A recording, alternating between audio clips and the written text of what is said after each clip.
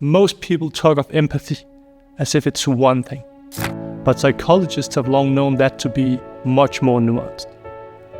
Maybe you found yourself in conversations where empathy has either been downplayed as something feely-feely, or maybe vice versa, you have experienced situations where someone addressing the immense importance of empathy in a situation where you felt it was maybe overplayed a bit.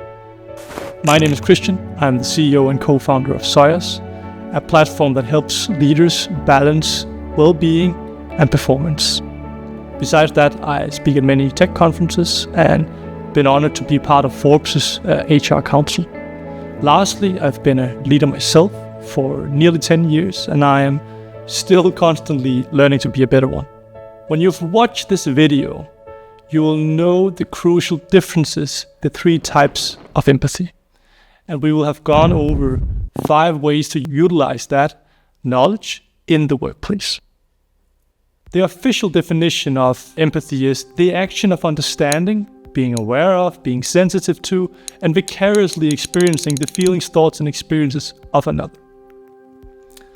And that is a wide array of capabilities that we actually do have a language for, one that I think we can all learn and benefit from. So, psychologists and researchers divide empathy into emotional, cognitive, and compassionate empathy. And by starting with the first one, emotional empathy, it's also called affective empathy. It's the ability to share another person's feelings. This is a very intuitively triggered feeling, like when you see your favorite character in a movie getting hurt. Then we have cognitive empathy, also called perspective-taking empathy. And it's one's ability to decode and understand emotions of someone else, like putting yourself in their shoes. Some speak of this more as like a skill-like trait than emotional empathy, which might be more an inherent trait. And there's also a difference between feeling how others would feel in a situation versus how you would feel in a situation. And these 2 types of cognitive empathy are also both neurologically and psychologically different. Perspective taking on others' behalves require the most mental flexibility and most mental capacity, and that is why it's 2 very different things. Many stop at that, but research actually suggests that there is a 3rd type of empathy, which is compassionate empathy, also called emphatic concern. And that is the urge to want to help others, to relieve them of whatever bad they might be feeling. So now that we have understood the 3 different types of empathy, let me go through 5 critical takeaways that I want you to have from this video. The first one, people without any empathy are really hard to work. You don't need all 3 of them, but some large studies have shown that lack of social sensitivity has dramatic impact on team performance. So watch out for that. The second one is, remember that some feel what others feel, but don't understand why. Others might understand why, but not feel it intuitively themselves.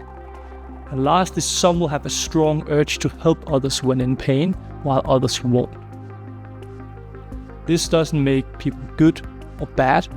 It might have been a trait that they didn't learn when young, when growing up, or it might be something that they were genetically disposed to not have to the same degree as others.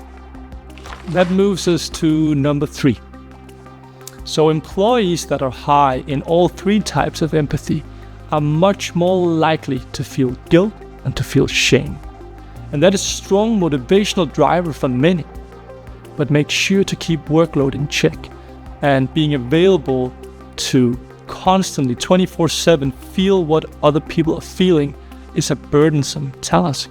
So people who score extremely high on empathy, especially across multiple of them, will be much more conscientiousness, have higher levels of that also according to the big 5 traits, but also be much more strongly inclined to feel guilt in the workplace and to take on more work than what they should.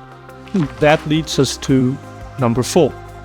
So being honest with yourself as a leader on where your strength lies is an incredibly important first step to becoming a better leader and using the skills that you have to your advantage.